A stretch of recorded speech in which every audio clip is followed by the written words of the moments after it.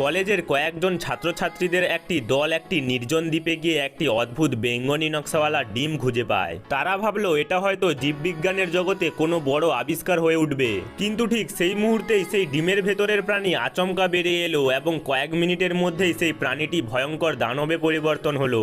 সবচেয়ে ভয়ঙ্কর ব্যাপার, মাত্র 2 ঘন্টার মধ্যেই সেই প্রাণী এক বিশাল দানবে রূপ নিল। শেষ পর্যন্ত দ্বীপে থাকা সকলেই মারা গেল, কিন্তু ভাগ্যের ফেরে একটি মেয়ে আবার জন্ম নিল, ফিরে এলো সেই একই দিনে যেদিন তারা প্রথমবার দ্বীপে এসেছিল।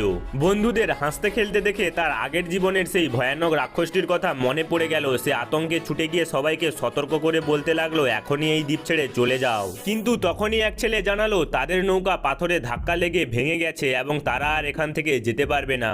মেয়েটি তৎক্ষণাৎ বলল, সবাই কোথাও লুকিয়ে পড়ো, এই দ্বীপে রাক্ষস আছে। তার কথা শুনে সবাই জোরে জোরে হেসে উঠল। ঠিক তখনই মেয়েটির মনে পড়লো সেই ডিমের কথা যেখান থেকে দানব জন্মেছিল। সবাইকে বিশ্বাস করানোর জন্য সে কোদাল নিয়ে দৌড়ে গেল সেই জায়গায় যেখানে ডিমটি ছিল। আগের জীবনের স্মৃতি অনুযায়ী সে খুব সহজেই সেই বেগুনি ডিমটি খুঁজে পেল। ডিমটি দেখে সে ভাবলো এবার নিশ্চয়ই সবাই আমাকে বিশ্বাস করবে। সে কোদাল উঠিয়ে ডিমটি ভেঙে ফেলার চেষ্টা করলো যাতে দানব জন্মাতে না পারে, কিন্তু বাকিরা তাকে থামিয়ে বলল, যদি আমরা এই ডিমটি জীববিজ্ঞানের গবেষণাগারে নিয়ে যাই তাহলে আমরা অসীম ধনী হয়ে যাব। তাদের এই লোভ ও বোকামি দেখে মেয়েটি সম্পূর্ণ ভেঙে পড়ল। ঠিক তখনই ডিমের ভেতরের প্রাণী নড়তে শুরু করলো। ডিম ফাটতেই সবার সামনে বেরিয়ে এলো একটি ছোট্ট বাচ্চা ছানা। সেটা দেখে সবাই মেয়েটির কথায় আরো সন্দেহ করতে লাগলো, কিন্তু হঠাৎই সেই ছানাটি জঙ্গলের দিকে দৌড়ে পালিয়ে গেল। মেয়েটি আতঙ্কে চিৎকার করলো, এখনই লুকাও, দানব আসবে। কিন্তু এবারে সবার ধৈর্যের সীমা পারিয়ে গেল। তারা মেয়েটিকে বকাঝকা করে বলল, তুমি শুধু সবার আনন্দ নষ্ট করছো। শুধু একজন ছেলে তাকে বিশ্বাস করেছিল। ইতিমধ্যে সূর্য ডুবে গেছে এবং বাকিরা নদীর ধারে ক্যাম্প করে রাত কাটানোর সিদ্ধান্ত নিয়েছিল।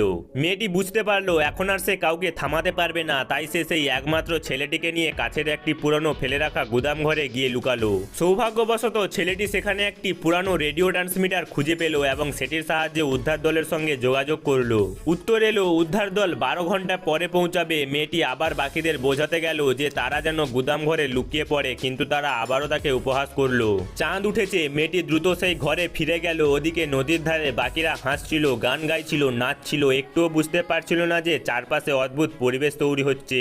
হঠাৎ এক মেয়ে আতঙ্কে চিৎকার করে উঠল, কারণ রাক্ষসটি এখন তাদের পেছনেই দাঁড়িয়েছিল।